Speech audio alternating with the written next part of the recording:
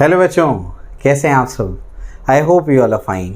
बच्चों, आज हमारा है लेक्चर 2 जिसमें हम लोग पढ़ेंगे heat generated in register due to alternating current.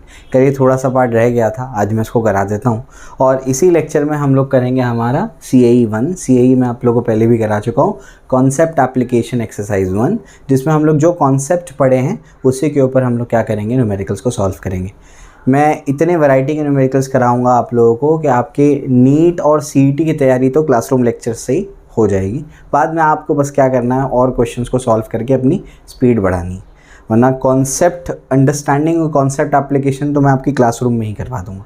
ठीक है, क्लियर हो गया। आपकी ऑलमोस्ट तैयारी यहीं से हो सकती है। हम लोग डस्टर ले लेते हैं और फिर शुरू करते हैं हमारा टॉपिक। आइए, तो हीट जनरेटेड वाला पार्ट जो है कल के लेक्चर में रह गया था, तो मैं आज कवर करा देता हूँ आप लोगों को। कि अगर हम लोग क्या करेंगे, कोई रजिस्टर लेंगे और उस रजिस्टर में से ऑल्टरनेटिंग करंट को फ्लो करवाएंगे, ठीक है ना। तो वो जो आपका रजिस्टर है, उस रजिस्टर में कितनी हीट जनरेट होगी हमको अब निकालना है वो, ठीक है। तो हमारे पास मान लीजिए कि कोई रजिस्टर है कैपिटल R, और इसमें अपन ने क्या कर दिया, कोई ऑल्टरनेटिंग करंट लगा दिया, ठीक है ना। कितनी हीट जनरेट होगी, तो हीट जनरेटेड का फॉर्मूला हम लोग जानते हैं, DC के लिए क्या होता है, वो I²RT होता है, ठीक है ना। अब यहाँ पर तो हम लोग ऑल्टरनेटिंग करंट को फ्लो करा रहे हैं, और ऑल्टरनेटिंग करंट तो कोई कांस्टेंट करंट है नहीं, तो यहाँ पर I का वैल्यू क्या पुट करेंगे, उसी की तो गड़बड़ है। हम लोग को पता है वो RMS वैल्यू पुट करना होता है। तो अब कैसे सॉल्व करेंगे इसको, तो हम लोग क्या करते हैं, बहुत ही छोटे टाइम इंटरवल के लिए पहले हीट जनरेटेड निकालते हैं, क्योंकि बहुत ही छोटे टाइम इंटरवल में अपन मान सकते हैं कि करंट का वैल्यू कांस्टेंट है, बहुत ही थोड़ा सा इंटरवल, ठीक है ना। जैसे हम लोग काइनेमेटिक्स में से करते आ रहे हैं, तो इसको डिफरेंशिएट करेंगे। DH इज इक्वल टू क्या होगा, ये हो जाएगा I²R, ये भी कांस्टेंट, ये भी कांस्टेंट, क्योंकि बहुत ही छोटे से इंटरवल के लिए करंट को कांस्टेंट मान लिया मैंने। इसको डिफरेंशिएट किया मैंने और लिखा फॉर अ स्मॉल इंटरवल, ठीक है, इनफाइनेटेसिमली स्मॉल इंटरवल। तो उसके लिए मैंने निकाला ये। अब मैं क्या करता हूँ, दोनों साइड इंटीग्रेट कर देता हूँ। क्यों, छोटे छोटे इंटरवल के लिए निकालेंगे और सबको ऐड कर देंगे, तो अपने को पहले से ही आता है। तो ये 0 से H तक की हीट जनरेट करेगा, ये 0 से capital T time, full cycle के लिए ले रहा हूँ मैं, ठीक है। Heat generated for a full cycle. तो DH का क्या होगा, H होगा, H-0 आप लोग जानते ही हैं। उसके बाद यहाँ पर क्या होगा, ये हो जाएगा I²R, और ये क्या हो जाएगा आपका DT, ठीक है ना। मैं बता दूं ये ऐसे हो गया है। ये DH का इंटीग्रेशन क्या होगा, H होगा, H 0 से H का वैल्यू है, फिर H-0 करेंगे, अपर लिमिट माइनस लोअर लिमिट, तो H ही आएगा। और ये कहाँ से कहाँ तक है, नहीं, यहाँ पर I तो कांस्टेंट नहीं है, I कांस्टेंट नहीं है। क्यों कांस्टेंट नहीं है, क्योंकि I का वैल्यू मैं जानता हूँ। क्या जानता हूँ I का वैल्यू, I का वैल्यू मैं जानता हूँ कि I होता है, I इज इक्वल टू क्या है, I0 sin ωt। टाइम पे क्या करता है, वो डिपेंड करता है। तो यहाँ पर रेजिस्टेंस कांस्टेंट है, इंटीग्रेशन 0 to T, और ये क्या हो जाएगा, I²dt हो जाएगा। क्लियर हो गया। अब क्या होगा, अपर लिमिट माइनस लोअर लिमिट तो आएगा ये H, आई होप आपको आता होगा। ये R is equal to R, और ये I का वैल्यू क्या है, पुट कर दीजिए। I क्या है, I है I0 sin ωt और उसका स्क्वायर, और ये हो जाएगा dt, ठीक है। क्लियर हो गया। आगे की कहानी बताइए, आगे की कहानी क्या हो जाएगी, therefore H is equal to R, ये क्या हो जाएगा, 0 से कैपिटल T फुल साइकिल के लिए, ये क्या हो जाएगा, I0² हो जाएगा sin² ωt, और ये हो जाएगा dt। समझ आ गया। अब I0 क्या है, पीक वैल्यू है, कल के लेक्चर में बता चुका हूँ मैं। तो ये I0² जो है, ये तो कांस्टेंट है, पीक वैल्यू कांस्टेंट होती है तो बाहर निकल जाएगी। तो देयरफॉर क्या हो जाएगा, IH इज इक्वल टू क्या हो जाएगा, I0²R, और इंटीग्रेशन 0 से T sin² ωt dt। Clear हो गया। अब इसी को सॉल्व करने की पूरा स्ट्रगल है, तो आइए इसको सॉल्व करते हैं। और ये जो पार्ट है ना, इसको मैं कुछ y बोल देता हूँ, ठीक है। इसको अपन कुछ 1 बोल देते हैं, आगे जा करके y सॉल्व करेंगे और 1 में सब्स्टिट्यूट कर देंगे। आई होप आपको यहाँ तक का क्लियर होगा। अब जो है अपन इसको सॉल्व करते हैं। आइए ये सब रब करते हैं, उसको सॉल्व करते हैं। बुक में सब डायरेक्ट दिया है, मैं एक स्टेप आपको डिटेल में बता रहा हूँ इसको निकालते कैसे, ठीक है ना। तो यहाँ पर y क्या है, लेट y ले लेते हैं। y क्या है, y is equal to integration going from 0 to T, और ये क्या है, sin² ωt, और ये क्या हो जाएगा, dt। क्लियर हो गया। चलो अब इसको अपने को सॉल्व करना है, और इसको अपन ने 1 दे दिया है, इसको आगे जा करके अपन यूज़ करेंगे। कैसे सॉल्व करेंगे, sin² ωt को कैसे सॉल्व करेंगे, cos 2 ωt का फॉर्मूला होगा 1 - 2 sin² ωt। cos 2 थीटा का जो फॉर्मूला होता है उसी फॉर्मेट में लिखा है मैंने। अब मैं क्या करता हूँ, इसको यहाँ भेजता हूँ, ये 2 sin स्क्वायर ओमेगा टी को यहाँ भेजता हूँ। तो 2 sin square omega T is equal to 1 minus cos 2 omega T, और ये 2 मल्टीप्लाई में है, यहाँ जाके डिवाइड हो जाएगा। तो sin स्क्वायर ओमेगा टी को क्या लिख सकते हैं, 1 minus 2 cos omega T divided by 2, ठीक है ना। तो ये क्या हो जाएगा 1 minus cos 2 omega T divided by क्या हो जाएगा 2 हो जाएगा, और ये क्या हो जाएगा अपना dt हो जाएगा। ठीक है, क्लियर हो गया। अब यहाँ से क्या कर सकते हैं, ये 2 को बाहर ले सकते हैं, तो ये 1/2 बाहर आ गया, integration going from 0 to t, और ये क्या हो जाएगा, अब dt को अंदर भेज दो तो dt माइनस क्या हो जाएगा बताइए, माइनस हो जाएगा cos 2 ओमेगा t, और ये भी क्या हो जाएगा dt, इस पर भी इंटीग्रेशन लगाओ 0 से t।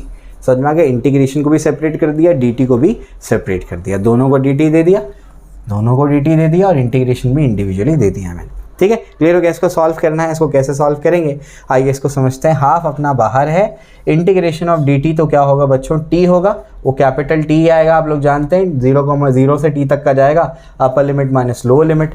cos 2 ओमेगा टी का इंटीग्रेशन क्या होता है, cos का इंटीग्रेशन साइन होता है। कल के लेक्चर में बाय मिस्टेकली मैंने माइनस साइन लिख दिया था, ध्यान रखना उसको, वो साइन होता है।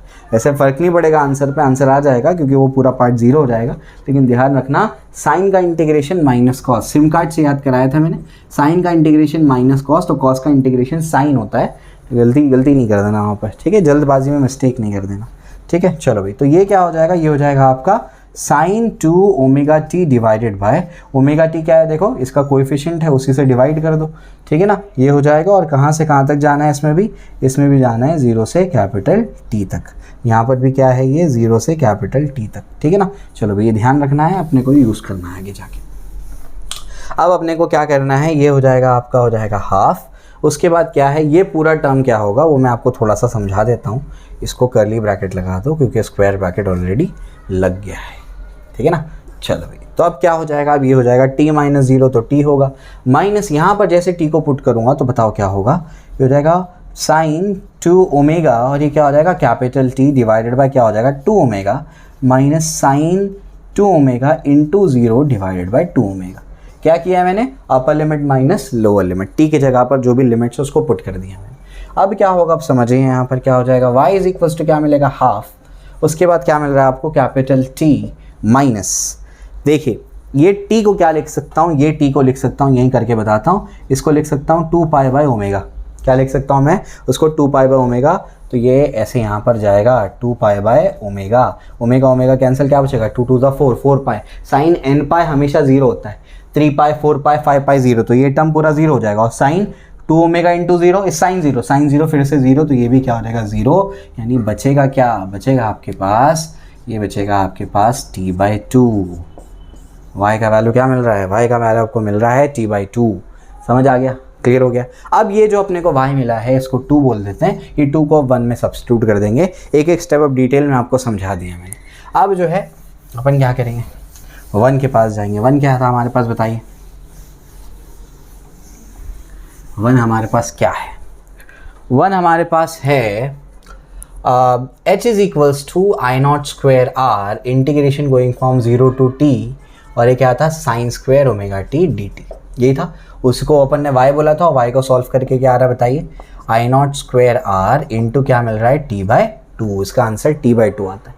कल मैं इसको डायरेक्ट बताने की कोशिश कर रहा था और वहीं पे थोड़ी सी मिस्टेक हो गई थी, ठीक है। अब मैंने आपको पूरा सॉल्व करके बता दिया कि वो t/2 आंसर आएगा। अब मैं क्या कर रहा हूँ, अब इसको मैं √2 द होल स्क्वायर लिख लूँगा तब भी 2 होगा वो, है ना। तो ये क्या हो जाएगा, देखिए इस पर भी स्क्वायर है, इस पर भी स्क्वायर है, तो I not divided by √2 the whole square into क्या है कैपिटल R, ठीक है ना। ये चीज़ क्या होती है, आई नॉट बाय √2 इंटू टी भी है, आई नॉट बाय √2 क्या होता है IRMS, तो ये जाएगा IRMS का square into R into T क्या होता है, वो होता है 2 पाई बाय ओमेगा। ये आपका आया हीट जनरेटेड, समझा, क्लियर हुआ, ठीक है ना। चलो भाई, तो विंडो ओपन कर लेते हैं, बहुत गर्मी हो रही है। चलिए बच्चे खेल रहे हैं, थोड़ी सी आवाज़ आएगी, माफ़ी चाहता हूँ मैं, लेकिन गर्मी बहुत हो रही है, खोलना पड़ेगी विंडो। चलिए, तो अब जो है आइए, ये तो मैंने आपको समझा दिया, ठीक है ना। तो हीट जनरेटेड वाला पार्ट हमारा हो गया। अब अपन क्या करते हैं, आगे पार्ट पे चलते हैं। आगे का पार्ट क्या है, आगे का पार्ट इसमें ये है कि हम लोग को अभी न्यूमेरिकल्स करने हैं। तो आइए मैं आपको न्यूमेरिकल्स कराता हूँ। बिल्कुल लेवल 1 से बिल्कुल स्टार्ट करेंगे और बढ़ते बढ़ते बढ़ते HC वर्मा इरोडोव तक जाएंगे। अच्छे क्वेश्चंस करेंगे, ठीक है। चलो तो आइए,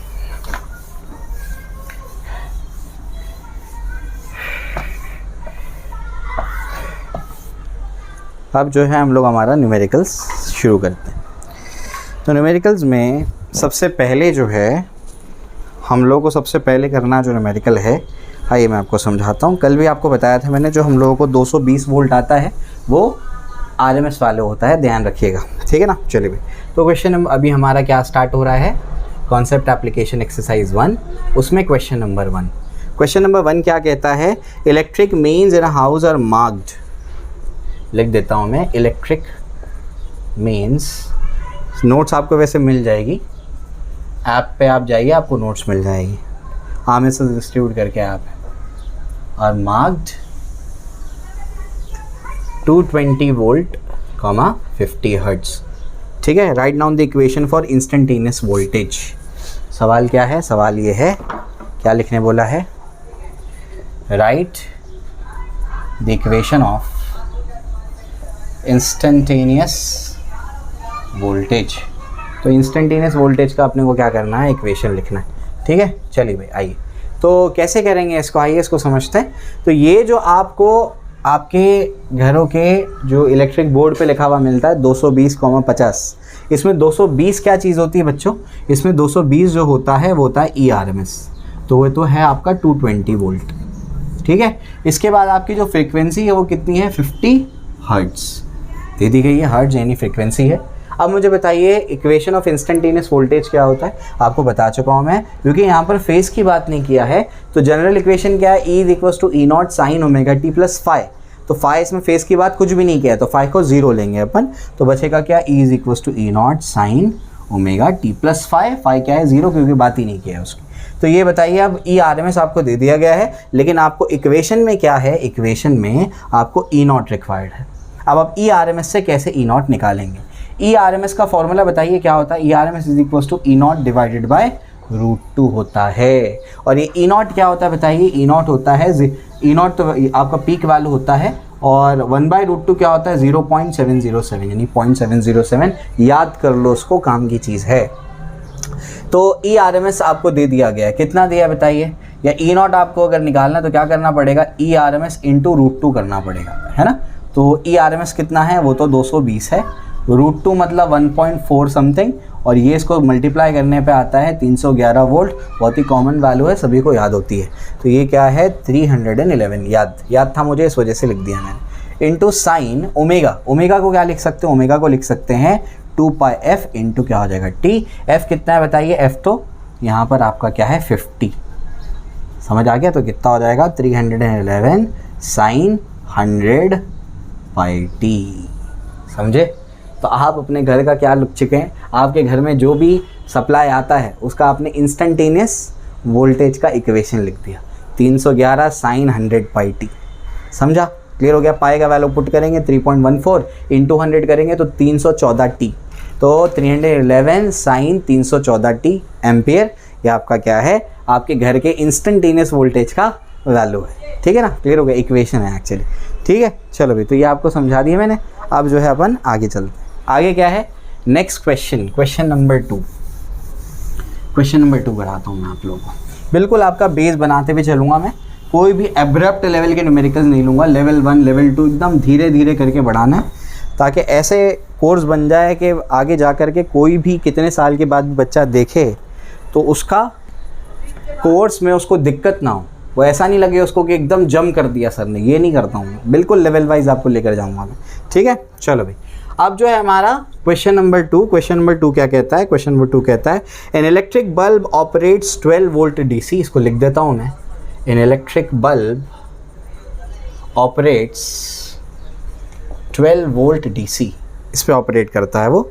if the bulb is connected to an AC, अब उस बल्ब को क्या करते हैं, if the bulb is connected to AC, bulb क्या है, AC को कनेक्ट कर दिया गया, connected to AC, and gives normal brightness, and gives normal brightness का मतलब क्या है, जितना 12 वोल्ट डीसी पे दे रहा था उतना ही आपको ब्राइटनेस मिल रहा है, ठीक है ना।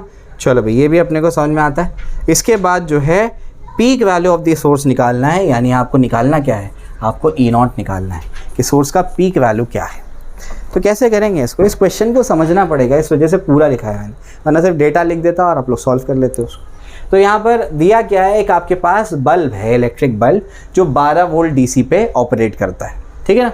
अब वो बल्ब को क्या करते हैं, एसी से कनेक्ट कर देते हैं, ऑल्टरनेटिंग करंट, जो कि नॉर्मल ब्राइटनेस देता है, नॉर्मल ब्राइटनेस दे रहा है एसी पे कनेक्ट करने पे। इसका मतलब क्या है, इसका मतलब ये हुआ कि जो एसी लगा हुआ है ना, वो इतने ही डीसी के इक्विवेलेंट है, वो उतना ही क्या कर रहा है, चार्ज को सेंड कर रहा होगा। तो समझ आ रहा है क्या बोल रहा हूँ मैं, इसका मतलब क्या है, अरे अगर इतनी ही ब्राइटनेस दे रहा है वो एसी लगाने पर जितना वो 12 वोल्ट डीसी पे देता था, इसका मतलब ये जो लगा हुआ है ना 12 वोल्ट डीसी, यही आपका ERMS का वैल्यू है। अगर आपने लेक्चर कल का नहीं देखा है तो कल मैंने आपको बताया है कि ERMS या IRMS होता क्या है। कल के लेक्चर में जाकर के देखिए, वही डीसी, वो डीसी करंट होता है जो क्या करता है, उतने टाइम में उतने रेजिस्टेंस पे उतनी हीट प्रोड्यूस करता है जितना आपका डायरेक्ट एसी प्रोड्यूस कर रहा था, उतने टाइम में उतने रेजिस्टेंस पे। तो ERMS आपको मिल गया, ये आपका ERMS है, क्योंकि यहाँ पर क्या बोला उसने, नॉर्मल ब्राइटनेस है। इसका मतलब है ये एसी उतनी ही ब्राइटनेस दे रहा है जितना 12 वोल्ट डीसी पे कनेक्ट करने पे दे रहा था। इसका ये मतलब हुआ कि ERMS उसका 12 वोल्ट होगा, वो डीसी का इक्विवेलेंट, ठीक है ना।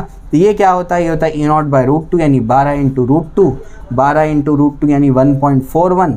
इसको मल्टीप्लाई करके जो भी आपका आंसर बनता है वो आप लोग लिख सकते हो।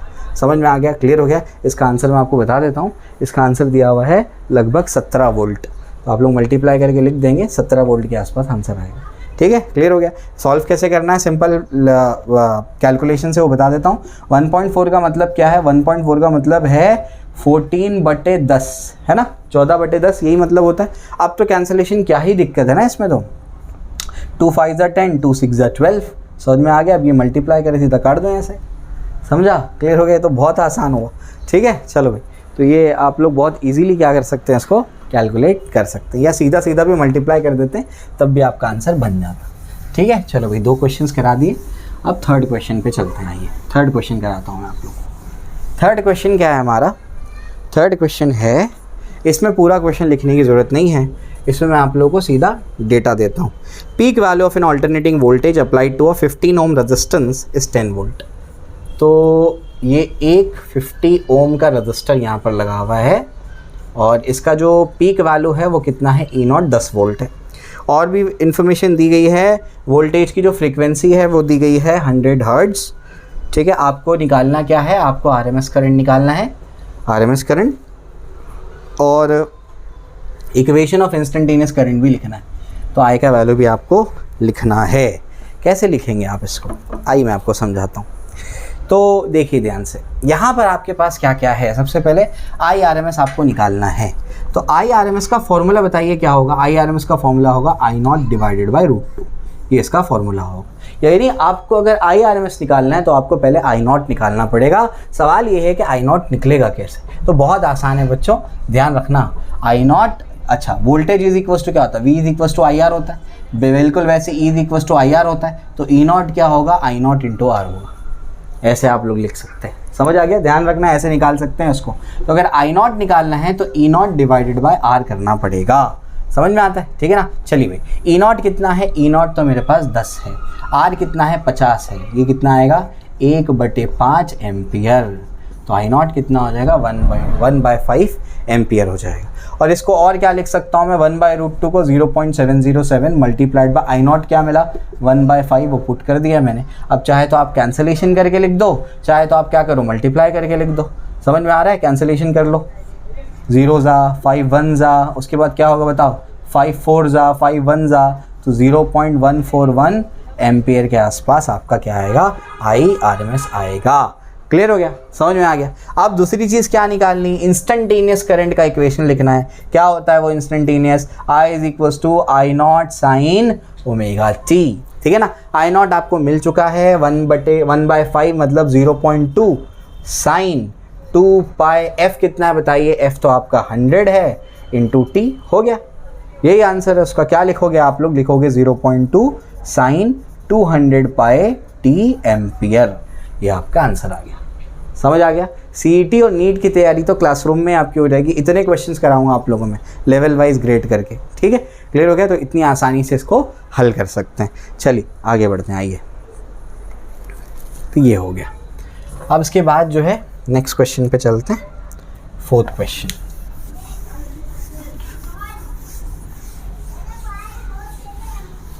देखिए ध्यान से। तो यहाँ पर जो है फोर्थ क्वेश्चन, बहुत ही वैरायटी वाले क्वेश्चंस ले रहा हूँ मैं। क्वेश्चंस का टाइप रिपीट नहीं कर रहा हूँ मैं, डिफरेंट कैटेगरी के सवाल ले रहा हूँ। अब फोर्थ क्वेश्चन पे चलते हैं। ये सीबीएसई के एग्जाम में आ चुका है। आपको निकालना है RMS value of the alternating current. एक ग्राफ दे दिया गया है और आपको निकालने बोला है कि क्या करो, आरएमएस वैल्यू निकाल करके बताओ।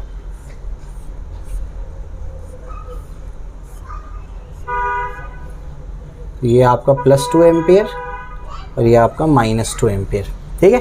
क्लियर हो गया। आपको क्या निकालना है, आपको निकालना है आरएमएस वैल्यू, आईआरएमएस निकालना है। तो आईआरएमएस आप लोग कैसे निकालेंगे, आइए मैं आपको समझाता हूँ। देखिए बहुत ईजी है, बिल्कुल घबराइए मत। आरएमएस का मतलब क्या होता है, रूट मीन स्क्वायर, यही मतलब होता है, ठीक है ना। तो ये आपका क्या है, IRMS is equals to under root, square root कर लिया आपने। फिर आपको मीन निकालना है। इसका मीन निकालना है स्क्वायर ऑफ द करेंट्स का, root of mean of square of the currents. तो कितने करंट है, देखो एक 2 एम्पियर है, एक -2 एम्पियर है, एक +2 एम्पियर है। तीन है ना सेगमेंट्स, एक +2 एम्पियर बढ़ता है क्या, फिर डायरेक्शन चेंज कर लिया -2 एम्पियर हुआ, फिर डायरेक्शन चेंज कर लिया +2 एम्पियर हुआ, यानी 3 करंट्स है। तो I1 square plus I2 square plus I3 square, सबका स्क्वायर कर दिया और मीन ले लिया। मीन के लिए क्या करना है, 3 से डिवाइड करना है, क्योंकि 3 आपके पास क्वांटिटीज़ है। अब आपके पास जो भी करंट्स है उसका वैल्यू पुट कर दो। कितना करंट है ये, तो +2 एम्पियर है, तो क्या हो जाएगा 2 का स्क्वायर प्लस क्या हो जाएगा -2 का स्क्वायर, ये क्या हो जाएगा 2 का स्क्वायर डिवाइडेड बाय क्या हो जाएगा 3। समझ आ गया, ठीक है ना। अब बताइए क्या होगा, ये हो जाएगा 4 4 4, सबके सब 4 होगा नहीं, √12/3, ये हो जाएगा 4 √4 मतलब 2 ampere is the RMS value. समझा, क्लियर हो गया। इस तरीके से आप लोग अगर ग्राफिकल सवाल भी आया तो ऐसे आप लोग निकाल सकते हैं इसको। समझ आता है, ठीक है। चलो आगे बढ़ते हैं। आगे क्या है, और थोड़ा सा भी लेवल बढ़ाते हैं, धीरे धीरे करके लेवल बढ़ाएंगे। जब मैं कॉन्सेप्ट एप्लीकेशन एक्सरसाइजेस कराऊंगा तो बिल्कुल वो लेवल 1 के सवाल होंगे, ताकि आपका बेस बन जाए। लेकिन उसमें भी आपको मैं अलग अलग वैरायटी के सवाल करा रहा हूँ, जैसे मैं पहले से कराते आ रहा हूँ, ठीक है। चलिए आइए, अब जो है आगे बढ़ते हैं। आगे क्या है, 5th क्वेश्चन पे चलते हैं हमारे। 5th क्वेश्चन देखिए क्या कहता है। 5th क्वेश्चन कहता है आपके पास जो है इलेक्ट्रिक करंट जो है सर्किट में है, I इज इक्वल्स टू वो है I0 T/τ, ये आपको दिया हुआ है। कैलकुलेट द आरएमएस वैल्यू, आपको निकालना क्या है, आपको निकालना है आईआरएमएस। क्या निकालना है, आईआरएमएस। कहाँ से कहाँ तक, यहाँ आपको दिया हुआ है फॉर, टाइम दिया हुआ है 0 to T is equals to क्या, टाउ। इतने टाइम के लिए आपको क्या निकालना है, आईआरएमएस निकालना है। अब आपको करंट का इक्वेशन दे दिया गया है, करंट की कोई वैल्यूज़ नहीं दी है ग्राफ के जैसे, तो आप लोग उसके जनरल फॉर्मूले पे जाओ जो आपको मैंने कल बताया था। इसीलिए डेरिवेशन वाला जो आपका लेक्चर है जिसमें कॉन्सेप्ट में बिल्ड कराता हूँ वो देखना इंपॉर्टेंट है। अब देखिए कैसे करेंगे। आईआरएमएस मतलब क्या, रूट लो, फिर मीन लो, फिर किसका क्या करो, करंट का स्क्वायर कर दो, यही तो है। अब सबसे पहले इसका स्क्वायर करना पड़ेगा, फिर उसका मीन लेंगे अपन। समझ में आ गया। तो ये चीज़ आपको निकालनी है, इसको मैं 1 दे देता हूँ। तो सबसे पहले मैं इसका स्क्वायर करता हूँ। उसका स्क्वायर करूँगा तो क्या होगा, आई स्क्वायर क्या हो जाएगा I0 स्क्वायर, और ये क्या हो जाएगा T/τ द होल स्क्वायर। अब ये जो चीज़ है इसका मुझे मीन निकालना है। मीन निकालने का तरीका क्या है, इसका मीन मुझे निकालना है। तो इंटीग्रेशन गोइंग फ्रॉम 0 to τ, क्या ये जाएगा आपका I0 स्क्वायर, और ये क्या आपका T/τ the whole square divide by integration of dt 0 to τ। ठीक है, क्लियर हो गया। कल मैंने आपको बताया है फॉर्मूला, फर्स्ट लेक्चर नहीं देखा है तो जा कर के देखिए कैसे आप लोग क्या करेंगे, मीन निकालेंगे। किसी भी फंक्शन का मीन निकालने का फॉर्मूला बताया मैंने लेक्चर में। ठीक है, क्लियर हो गया। अब उसके बाद क्या होगा, I0 स्क्वायर तो क्या है, बाहर जाएगा क्योंकि वो कांस्टेंट है। अब उसके बाद बचेगा क्या, ठीक है। अब अपने को क्या करना है, इसका dt भी है यहाँ पे, अपने को क्या करना है। अब यहाँ I0 स्क्वायर बाहर जाएगा, टाउ बाहर जाएगा, dt का इंटीग्रेशन तो t होगा, तो इसका मीन का स्क्वायर क्या होगा, I0 स्क्वायर बाहर जाएगा, टाउ का स्क्वायर बाहर जाएगा, तो बचेगा क्या, बचेगा इंटीग्रेशन 0 से टाउ, और ये जाएगा t स्क्वायर dt, और डिनोमिनेटर में क्या बचेगा, ये हो जाएगा t, कहाँ से कहाँ तक, 0 से टाउ। ठीक है, क्लियर हो गया। अब उसके बाद क्या हो जाएगा, देयरफॉर हो जाएगा आई स्क्वायर, और यहाँ पर क्या हो जाएगा, ये टी का स्क्वायर क्या हो जाएगा, ये हो जाएगा टी क्यूब बाई 3, कहाँ से कहाँ तक, 0 से टाउ तक, और ये क्या हो जाएगा टी टाउ माइनस 0 मतलब क्या हो जाएगा, टाउ हो जाएगा, और इनटू ये जो बचा है अपने पास आई नॉट का स्क्वायर डिवाइड बाय टाउ का स्क्वायर, ठीक है ना। अब वैल्यू को पुट कर दीजिए, वैल्यू को पुट करेंगे तो बताइए क्या होगा, ये टाउ स्क्वायर और ये टाउ मिला करके क्या हो जाएगा, आपको पता है ना क्या हो जाएगा, टाउ क्यूब हो जाएगा।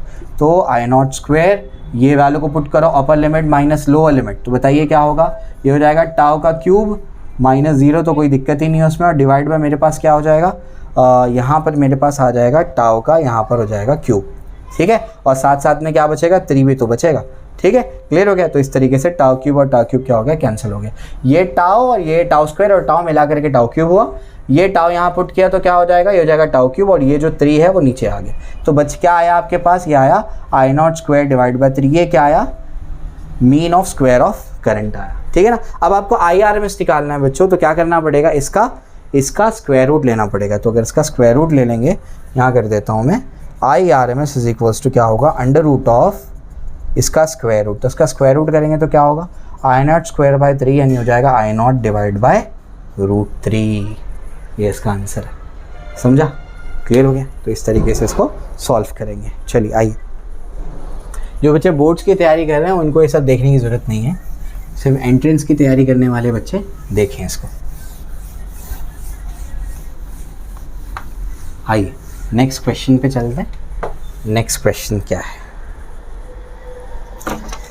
तो हमारा नेक्स्ट क्वेश्चन क्या कहता है, नेक्स्ट क्वेश्चन कहता है हमारा 6th question, effective value of current in 50 hertz AC circuit.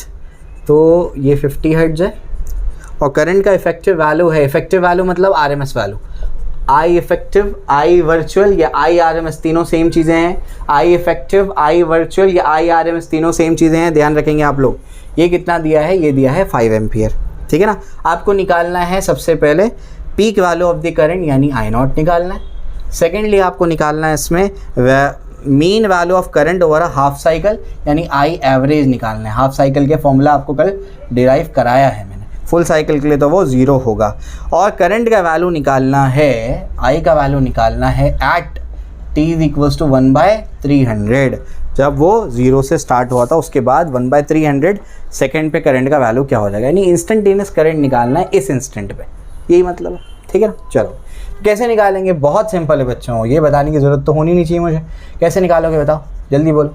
IRMS क्या होता है, वो होता है आई नॉट बाय √2, ये हो जाएगा 5 एम्पियर, √2 को मल्टीप्लाई कर दो, जो भी आंसर आएगा वो आप लोग लिख लेंगे। तो फर्स्ट पार्ट कंप्लीट हो गया।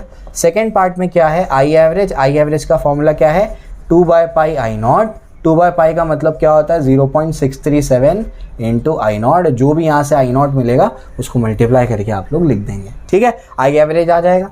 अब तीसरी चीज़ जो निकालनी है, ये इस वजह से मैंने ये प्रॉब्लम लिया हुआ है, तो ये I is equals to formula बताइए क्या है, आई नॉट साइन ओमेगा टी, ये इसका फॉर्मूला है।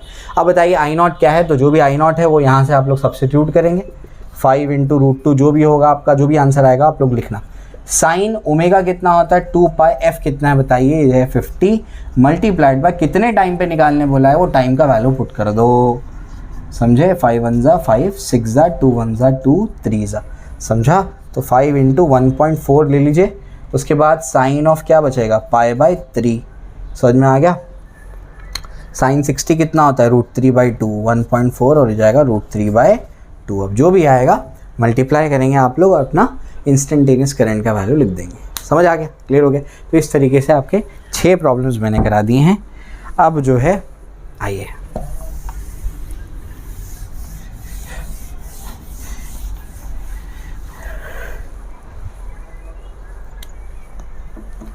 अब जो है हम लोग आगे करते हैं, 7th प्रॉब्लम पे चलते हैं। ये थोड़ा सा यूनिक प्रॉब्लम है। Resistance of 40 ohm is connected to an AC source. Resistance कितना है 40 ओम और उसका AC सोर्स है, ERMS जो है वो है 220 वोल्ट और आपका फ्रीक्वेंसी जो है वो है आपका 50 हर्ट्ज़। आपको RMS करंट निकालना है, IRMS निकालना है। उसके बाद आपको निकालना है maximum instantaneous current in the register, मतलब आई नॉट निकालना है, दूसरी चीज़ें निकालनी है। और ध्यान से सुनिए, time taken by the current to change from its maximum value to IRMS, ठीक है। तो आपको तीसरी चीज़, ये सेकंड है गया, ये फर्स्ट हो गया। थर्ड क्या निकालना है आपको, टाइम डेल्टा, ये बेसिकली टाइम निकालना है, डेल्टा टी बोलता हूँ मैं उसको। कब से कब तक, I मैक्सिमम से IRMS तक पहुँचने में जितना टाइम लगेगा उसको, वो आपको क्या करना है, टाइम निकालना है, कितना टाइम लगेगा, ठीक है। चलिए आइए, तो जो इन्फॉर्मेशन दी है वो तो मैंने आपको बता दी है। अब आप लोगों को क्या करना है, IRMS निकालना है और बाकी चीज़ें निकालनी है, ठीक है। चलिए आइए इसको ऊपर निकालते हैं। तो सबसे पहले ये थोड़ा सा डिफरेंट प्रॉब्लम है, इसको समझते हैं। तो सबसे पहले IRMS निकालना है। IRMS का फॉर्मूला बताइए क्या है। IRMS का फॉर्मूला होता है I0/√2। अब I0 निकलेगा कैसे, I0 निकालने का अभी आपको तरीका बताया था कुछ प्रॉब्लम्स पहले मैंने। I0 कैसे निकालेंगे आप लोग, V = IR होता है, तो E0 = क्या होगा, I0 R होगा। तो I0 क्या होगा, I0 होगा E0/R, और ये क्या हो जाएगा, √2। क्लियर हो गया। अभी E0 आपके पास है और E0 तो आपके पास है नहीं, लेकिन आपको ये सॉल्व करना है। कैसे निकालेंगे आप, ERMS से निकालेंगे। ERMS क्या होता है, वो होता है E0/√2। तो E0 की जगह क्या लिखेंगे आप लोग, E0 की जगह लिखेंगे ERMS ×√2 / R√2। √2 कैंसिल, क्या बचेगा, ERMS/R। समझ में आ गया। तो ध्यान रखना, अब से डायरेक्टली यूज़ कर लेना। क्या डायरेक्ट यूज़ करोगे, IRMS आपको निकालना है और ERMS दिया हुआ है, तो ERMS / R कर दोगे तो क्या आ जाएगा, सीधा IRMS आ जाएगा, ठीक है। क्लियर हो गया। अब तो मैंने डिराइव करा दिया, आगे डायरेक्ट यूज़ करेंगे आप। तो 220 / रेजिस्टेंस कितना है, 40, दोनों कैंसिल, 2 11 और ये 2 ठीक है ना। तो 5.5 एम्पियर, ये आपका क्या आ जाएगा, IRMS आ जाएगा। सेकेंड आपको क्या निकालना है, आपको I0 भी निकालना है। तो I0 आप कैसे निकालेंगे, I0 निकालने का तरीका है E0/R होता है। अब E0 तो आपके पास है क्या, E0 आपके पास है नहीं। E0 नहीं है तो आप लोग क्या करेंगे, E0 को आप लोग कैसे लिखेंगे, इसको लिखेंगे ERMS ×√2 / R, है ना। E0 क्या होता है, ERMS ×√2। ERMS कितना है, वो आपका 220 है, ×√2 / रेजिस्टेंस कितना है, वो आपका 40 है। समझ में आ गया। ये जो भी अभी सॉल्व करके आया 5.5 ×√2, इससे आपका जो भी आएगा वो क्या आ जाएगा, आंसर आ जाएगा। क्लियर हो गया, समझ में आ गया। आप बोलेंगे सर इतना तामझाम किया, बुक में से दिया था, शॉर्टकट क्या है, शॉर्टकट ये है IRMS आ चुका है, समझ में आ गया। तो उसी को क्या कर देना, सीधा √2 से मल्टीप्लाई कर देना। वही तो किया अपन ने, सीधा √2 से मल्टीप्लाई कर दिया। तो सीधा √2 से इसको मल्टीप्लाई करते तो क्या मिल जाता, I0 मिल जाता, तो एकदम आसानी से आ जाते हैं। क्लियर हो गया, समझ में आ गया। तो ये लॉन्ग कट भी बता दिया, शॉर्टकट भी बता दिया, दोनों चीज़ें आपकी क्लियर करा दी मैंने, ठीक है। चलो अभी अब उसके बाद क्या है, उसके बाद आपको टाइम निकालना है, जितने टाइम में ये क्या हो, I मैक्सिमम से करंट IRMS पे पहुंच जाए। तो कैसे निकालेंगे, कितना टाइम लगेगा। तो सबसे पहले देखेंगे I मैक्सिमम कब हो रहा है, फिर देखेंगे IRMS कब आ रहा है, ठीक है ना। तो I मैक्सिमम थर्ड पार्ट है। I मैक्सिमम का मतलब क्या है बच्चों, I मैक्सिमम का मतलब है I0, एंड IRMS का मतलब क्या है, IRMS का मतलब है I0/√2। तो मेरे पास इक्वेशन है, क्या इक्वेशन है, I = क्या होता है, I0, और ये क्या है, sin ωt, ठीक है। क्लियर हो गया। तो ये आपके पास है। अब यहाँ पर जो है आपको मैक्सिमम वैल्यू कब मिलेगी, जब ये I0 के बराबर हो जाएगा। तो ये देखो मैक्सिमम करंट निकालना है, तो I मैक्सिमम कब बनेगा, जब ये I0 के बराबर हो जाएगा। तो यहाँ I0 = I0 और sin ωt1 पे मान लो पहुँचा। अब ये कैंसिल हो गया तो क्या बचेगा, 1 = sin ωt1। Sine inverse of 1 करेंगे तो कितना हो जाएगा, π/2। तो ωt1 क्या आएगा, π/2, तो t1 क्या आ जाएगा, π/2 ओमेगा। यानी मैक्सिमम कम करंट कब पहुंचेगा, वो कौन से टाइम पे, π/2 ओमेगा पे, ठीक है। उसके बाद अब IRMS कितना है, ये आपका है I0/√2। ये चेक कर लो कब होता है। तो I की जगह क्या पुट करूंगा मैं, I की जगह पुट करूंगा मैं I0/√2 = क्या हो जाएगा, I0, और ये क्या हो जाएगा, sin ωt। I0 cancel, sine inverse of 1/√2 कितना होगा, हो जाएगा π/4 = क्या हो जाएगा, साइन तो चला गया, ωt2 टाइम पे हो गया ये, मान लीजिए। तो t2 क्या होगा, t2 होगा π/4 ओमेगा। यानी ये टाइम पे आपका क्या होगा, करंट मैक्सिमम होगा, और ये टाइम पे आपका करंट क्या होगा, RMS वैल्यू पे पहुंचेगा। अब कितना टाइम डिफरेंस है दोनों के बीच में, कितना टाइम लगेगा, तो डेल्टा टी निकाल लो, t2 - t1 मॉड ले लेना, क्योंकि हमको सिर्फ मैग्नीट्यूड से लेना देना है। तो ये क्या हो जाएगा, π/4 ओमेगा t2 का वैल्यू, और π/2 ओमेगा आपके T1 का वैल्यू। यहाँ पे 2 से मल्टीप्लाई 2 से डिवाइड करिए, बताइए क्या होगा, pi minus 2 pi divide by 4 omega, ठीक है ना। तो क्या हो जाएगा माइनस पाई बाय 4 ओमेगा।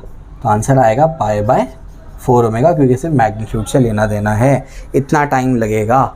समझ में आ गया। अब ओमेगा का वैल्यू अब जो भी दिया है उसको आप लोग ओमेगा कैसे क्या पुट करोगे, ओमेगा की जगह लिखोगे 2 पाई एफ, जो भी एफ का वैल्यू दिया है वो पुट करो, उसको सॉल्व करो, उसका आंसर आ जाएगा। पाई और पाई को कैंसिल कर देना, समझा, क्लियर हो गया। तो इस तरीके से इसको आप लोग क्या करेंगे, सॉल्व करेंगे। तो लेवल 1 के काफ़ी वैरायटी के प्रॉब्लम्स मैंने कवर कर दी हैं। अब जो है अपन क्या करेंगे, नेक्स्ट लेक्चर में फेजर्स पे जाएंगे और फिर मैं क्या करूँगा, AC को अलग अलग एलिमेंट्स पे लगा करके आपको उनका बिहेवियर बताऊँगा। ओके, तो आई होप आपको लेक्चर समझ में आया होगा। अगर कोई डाउट हो, कन्फ्यूजन हो तो कमेंट सेक्शन में मुझे बताइए और अपने दोस्तों के साथ में इसको शेयर करिए ताकि हम ज़्यादा से ज़्यादा लोगों की हेल्प कर पाएँ। Okay, thank you.